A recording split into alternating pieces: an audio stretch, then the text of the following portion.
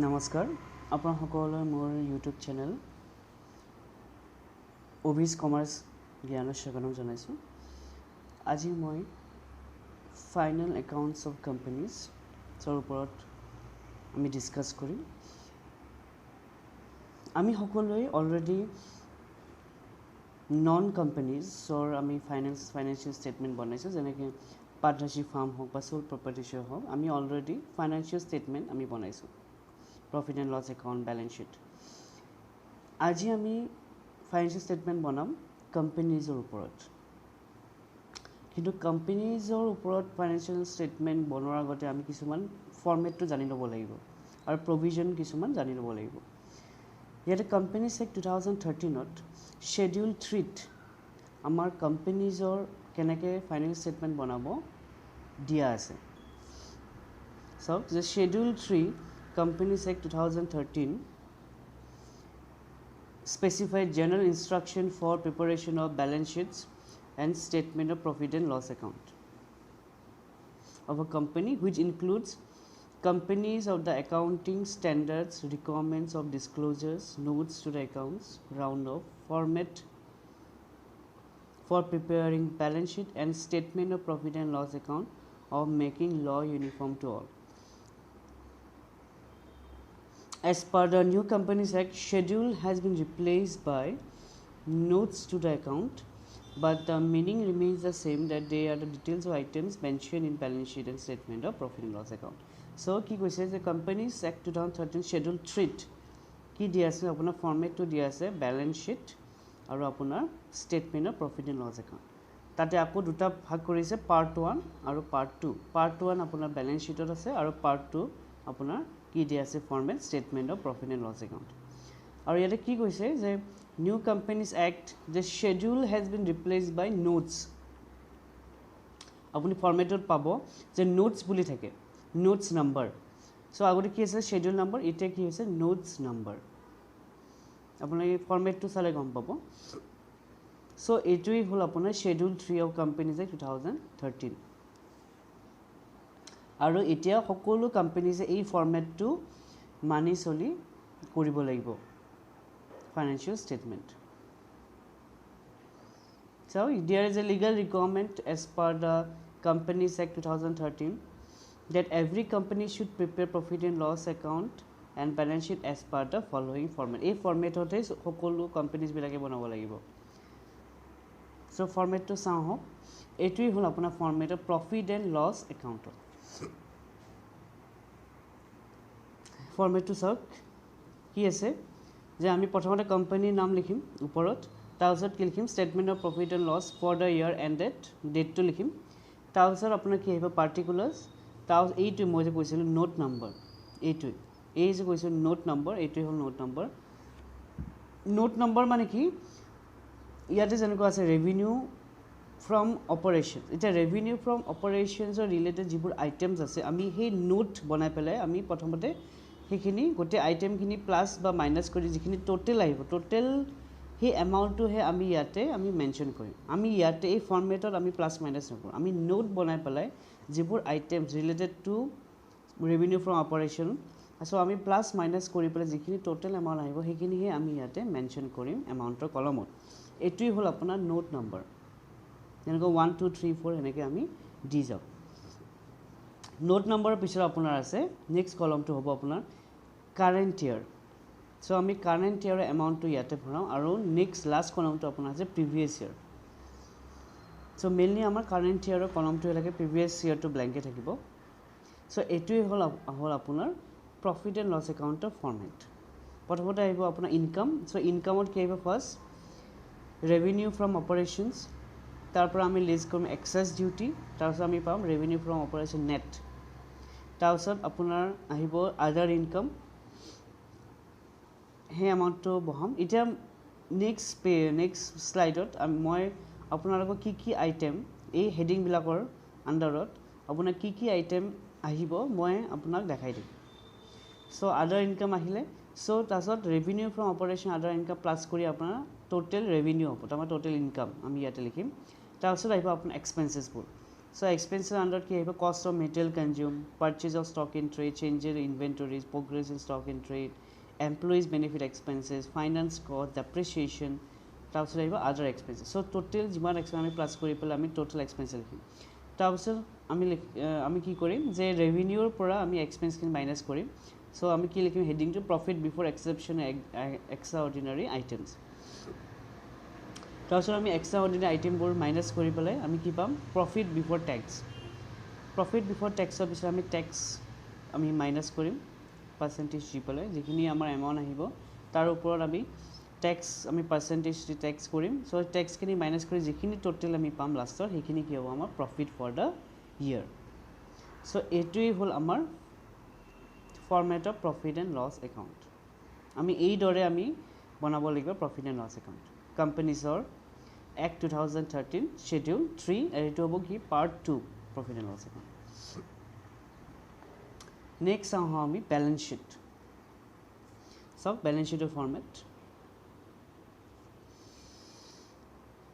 Balance sheet আপোনাৰ যেনেকুৱা আমি vertical balance sheet আমি বনাও so পুৰা একে same format একো কোনো বেলেগ এয়া নাই.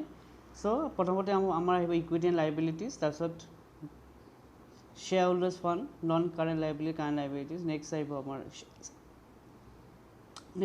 assets non current assets তাৰপিছত আমি both side total আমি কৰিব লাগিব. So balance sheet or এইটো format একেই same particular note number current year আৰু previous year কিন্তু বাকিখিনি আপোনাৰ vertical balance sheet আমি যেনেকৈ বনাইছো so হেনেকৈ same. এতিয়া আমি আহক যে নোটত আমি কি আমি ইনক্লুড কৰিম ইয়াতে চাও পৰে চাও নোট 1 কি আছিল আমাৰ revenue from operation. So revenue from operation আপোনাৰ gross profit net sale যদি manufacturing trading company হয় আপোনাৰ এটা হলে gross profit. Next আপোনাৰ fees earn যদি service company হয় আমি কি লিখিম fees earn যদি financial company হয় তেতিয়া আমি কি লিখিম interest and dividend earn. So হিখিনি আমি টোটাল কৰি পেলাই যিখিনি টোটাল হ'ব আমি কোড বহাম নোট 1 ত তাতে টোটাল এমাউন্টটো আমি তাতে হে ফৰমেটত বহাম. নেক্সট আছিল আমাৰ আদাৰ ইনকাম নোট 2. সো কি আহিব চাও আইটেমবোৰ sale of fixed assets, interest earned on fixed deposit, interest on investment, dividend earned, discount received, commission received. তাৰ মানে আদাৰ ইনকামত আপোনালোকে কি লিখিব আমি যোনটো নন companies আমি যেটা profit and loss account বনাইছিলো তাতে যোনটো ক্ৰেডিট সাইডে আমি profit and loss account ৰ মাজত ক্ৰেডিট সাইডে আমি যিখিনি ইনকাম লিখিছিলো যেনেকৈ discount receive commission receive interest receive সেইবোৰ আইটেমে আমি ইয়াতে বহাব লাগিব নোট 2 আদাৰ ইনকামত. Next note 3 cost of material consumed. So ইয়াতে কি আহিব চাও item opening stock of raw material plus কি কৰি আমি purchase carriage on purchase বা other expense incurred on purchase minus purchase returns minus closing stock of raw material. তাৰ পিছত আমি যিখিনি টোটাল বা প্লাস মাইনাস কৰি টোটাল বা আমি নোট 3 লিখি দিম. এটা নোট 3 আন্ডাৰ আৰু এটা আইটেম ফৰ ৰিসেলিং হেতু নোট 3 যদি আপোনাৰ এই আইটেম কি না থাকে cost of material opening stock বা এইবোৰ না থাকে যদি ক্লোজিং ষ্টক তেতিয়া হলে যদি এইটো আইটেম থাকে আপোনাৰ মেনশন কোৱেশ্চনত তেতিয়া হলে আপুনি নোট 3 এইটো আইটেমও দিব পাৰে গুডস পাৰচেজ ফৰ ৰিসেলিং কিও যিখিনি এমাউন্ট হ'ব আপুনি নোট 3 লিখি দিব. নেক্সট আমাৰ চাও কি আছে নোট 3 এগেইন চেঞ্জেস ইন ইনভেন্টৰি যদি আপোনাৰ ওয়াৰ্ক ইন প্ৰগ্ৰেস বা ফিনিশ গুডস বা স্টক ইন ট্ৰেড আপোনাৰ যদি আইটেম থাকে তেতিয়া হলে মেনশন থাকে কোৱেশ্চনত তেতিয়া হলে আপুনি এইটো নোট 3 আপুনি মেনশন কৰি দিব. কি হ'ব ওপেনিং ইনভেন্টৰিজ যিমান থাকিব মাইনাস ক্লোজিং ইনভেন্টৰি যিখিনি টোটাল আছে আপুনি নোট 3 বহাই দিব. Next note 4 employees benefit expenses employees benefit মানে যিবোৰ আইটেম আপোনাৰ এমপ্লয়িজৰ ৰিলেটেড হয় সো তাক আমি সেইবোৰ আইটেম আমি ইনক্লুড কৰিম নোট 4 যেনেকৈ ওয়েজেস তাৰছত যদি ওয়েজেসৰ যদি এডজাস্টমেন্ট আপোনাৰ থাকে আউটস্ট্যান্ডিং ওয়েজ হেতু আমি প্লাস কৰিম প্ৰিপেইড ওয়েজেস আমি কি কৰিম মাইনাস কৰিম তাৰছত salaries bonus leave encashment so সেইবোৰ আইটেম আমি ইনক্লুড কৰি নোট 4 ত এমপ্লয়িজ বেনিফিট এক্সপেন্সেস. নেক্সট আহিলে আপোনাৰ note 5 finance cost. So finance cost যিবোৰ item related to interest on overdraft debenture return of discount on issue of debenture, interest on public deposits, interest on bonds so' এইবোৰ আমাক ক'ত আহিব আমাৰ finance কষ্টত next আপোনাৰ নোট 6 ডেপ্ৰিচিয়েশ্যন এণ্ড এমৰ্টাইজেশ্যন চ' একদম simple যিবোৰ ডেপ্ৰিচিয়েশ্যন আপোনাৰ যদি এডজাষ্টমেণ্ট থাকে যে 10% depreciation on plant and machinery furniture তেতিয়াহ'লে সেইখিনি আপুনি ইয়াতে বহাই দিলে হ'ল depreciation of building plant and machinery preliminary expense যদি থাকে গুডউইল ৰিটাৰ্ণ অফ চ' আমি ক'ত সেইবোৰ আইটেম ক'ত বহাম আমি নোট 6ত নেক্সট আমাৰ লাষ্ট নোটটো হ'ল আমাৰ আদাৰ এক্সপেঞ্চেছ যিবোৰ এক্সপেঞ্চেছ আপোনাৰ ৰৈ গৈছে সেইবোৰ এক্সপেঞ্চ আমি নোট 7ৰ আদাৰ এক্সপেঞ্চ আমি ইনক্লুড কৰিম যেনেকুৱা administrative expenses selling and marketing expenses carriage outward sundry expenses so' সেইবোৰ আইটেম আমি আদাৰ এক্সপেঞ্চত সোমাম নেক্সট আপোনাৰ আছিলে এক্সট্ৰা অৰ্ডিনেৰী আইটেম সেইবোৰ আমি আফটাৰ ৰেভিনিউ মাইনাছ এক্সপেঞ্চ কৰাৰ পিছত আমি এই আইটেমবোৰ মাইনাছ কৰিব লাগিব যদি কুৱেশ্যন দিয়া থাকে যেনেকুৱা লছ অন ফায়াৰ বা লছ ডিউ নেচাৰেল কেলামিটিজ যেনেকুৱা ফ্লাড বা আৰ্থকুৱেক আহিলে তো তেতিয়া যিখিনি লছ হৈছে সেইখিনি আমি মাইনাছ কৰিম তাৰ স্পেকুলেশ্যন লছ অৰ গেইন যদি ষ্টক মাৰ্কেটত আপোনাৰ কিবা লছ বা গেইন হৈছে সেইটো আমি এক্সট্ৰা অৰ্ডিনেৰী আইটেমছত ইনক্লুড কৰিম তাৰপিছত যিখিনি আমি এক্সট্ৰা অৰ্ডিনেৰী আইটেমবোৰ মাইনাছ কৰাৰ পিছত আমি লছ প্ৰফিট বিফৰ টেক্স পাম চ' তাৰপিছত আমি তাৰ পৰা আমি মাইনাছ কৰিম টেক্স তাৰপিছত আমি যেতিয়া টেক্সখিনি মাইনাছ কৰাৰ পিছত আমি কি পাম প্ৰফিট ফৰ দ্য ইয়েৰ আমি চাম balance sheet so' first note কি হ'ব আমাৰ share capital so' share capital কি আহিব first authorised capital issued capital subscribed and paid up capital তাৰ পৰা আমি কি মাইনাছ কৰিম কলছ ইন এৰিয়াৰ আৰু ফৰফিটেড শ্বেয়াৰ আমি কি কৰিম প্লাছ কৰিম তাৰপিছত আমি যিখিনি প্লাছ মাইনাছ কৰি টোটেল যিখিনি পাম সেইটো আমি নোট 1ত শ্বেয়াৰ কেপিটেল আমি ডাইৰেক্টলি এমাউণ্টটো লিখি দিম নেক্সট আমাৰ আহিব reserve and surplus general reserve plus additional during the year যদি থাকে reserve related to general reserve তাৰপিছত আমি ছিকিউৰিটিজ প্ৰিমিয়াম তাৰ পৰা আমি কি মাইনাছ কৰিম প্ৰিমিয়াম অন ৰিডিমশ্যন অফ শ্বেয়াৰ যদি আমি প্ৰিমিয়ামত যদি ৰিডিমশ্যন অফ শ্বেয়াৰ আমি প্ৰিমিয়ামত যদি দিছিলোঁ তেতিয়া আমি সেইখিনি কি কৰিম মাইনাছ কৰিম তাৰপিছত capital redemption reserve capital reserve debenture redemption reserve profit and loss account profit for the year আৰু তাৰ পৰা আমি কি কৰিম এপ্ৰপ্ৰিয়েশ্যন আমি মাইনাছ কৰিম যেনেকুৱা যদি ডিভিডেণ্ড থাকে ইণ্টাৰিম ডিভিডেণ্ড প্ৰপ'জ ডিভিডেণ্ড তাৰপিছত আমি কৰ্পৰেট ডিভিডেণ্ড টেক্স আমি পাৰ্চেণ্টেজ সেই ডিভিডেণ্ডৰ ওপৰত আমি টেক্স আমি কেলকুলেট কৰি সেইবোৰ মাইনাছ কৰিব লাগিব প্ৰফিটৰ পৰা তাৰপিছত সেইবোৰ প্লাছ মাইনাছ কৰিব যিখিনি টোটেল পাওঁ সেইখিনি আমি ক'ত বহাই দিম ৰিজাৰ্ভ এণ্ড চাৰপ্লাছত নেক্সট আহিব আপোনাৰ নোট 4 লং টাৰ্ম বৰয়িংছ লং টাৰ্ম বৰয়িংছত কি আহিব আপোনাৰ ডিভেঞ্চাৰ বণ্ডছ টাৰ্ম লোনছ আদাৰ লোনছ এণ্ড এডভান্সেছ চ' সেইখিনি আইটেম আমি ক'ত বহাম নোট 4ত নোট 5 ডেফেক্স লাইবিলিটি আপোনালোকে জানে চাগে যদি আমাৰ একাউণ্টিং ল আৰু টেক্স ল যদি আমাৰ ডিফাৰেঞ্চ থাকে তেতিয়াহ'লে আমি কি ক'ম deferred tax liability for example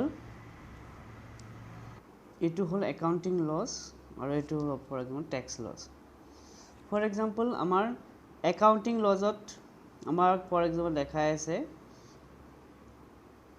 1000 মানে আমি টেক্স পে' কৰিব লাগে আৰু ইয়াতে দেখাই আছে আমাক for example 37,500 for example so' ইয়াতে কি হৈছে আমাৰ ডিফাৰেঞ্চ হৈছে tax loss is more than accounting loss বা tax income is more than accounting income তেতিয়াহ'লে আমি কি বুলি ক'ম এইটো ডেফাৰ্ড টেক্স লাইবিলিটিজ বুজি পাইছে নিশ্চয় যদি taxable income is more than accounting income তেতিয়াহ'লে আমি কি বুলি ক'ম deferred tax liabilities আৰু যদি accounting income is more than taxable income তেতিয়াহ'লে আমি কি ক'ম deferred tax assets আমি কি লিখিম deferred tax liabilities accounting income তাৰপিছত taxable income আমি কি কৰিম কম্পেয়াৰ কৰিম যদি taxable income is more than accounting income then it is deferred tax liabilities তাৰপিছত আমাৰ আহিব note 6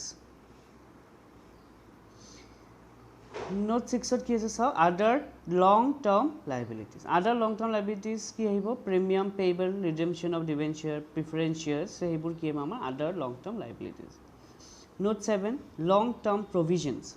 So, provision for retirement benefits payable to employees, provision for warranty claims. So, এইবোৰ কোড আহিব আমাৰ Note 7. Note 8 আহিব আপোনাৰ short-term borrowings. Short-term borrowings চাওক কি আহিব bank overdraft, cash credit from banks deposit, loans from other parties. So, এইবোৰ code আহিব আপোনাৰ Note 8. Next আহিব আমাৰ Note 9 কি আহিব trade payable. Trade payable মানে আপোনাৰ creditors, trade creditors, sundry creditors, bills payable. So, সেইবোৰ কোড আহিব আপোনাৰ trade payable Note 9. Note 10 আপোনাৰ কি আহিব current other current liabilities যেনেকৈ outstanding expenses, income received in advance, provident fund payable, calls in advance. So, সেইবোৰ কোড আহিব আপোনাৰ Note 10. Note 11 চাওক short term provisions.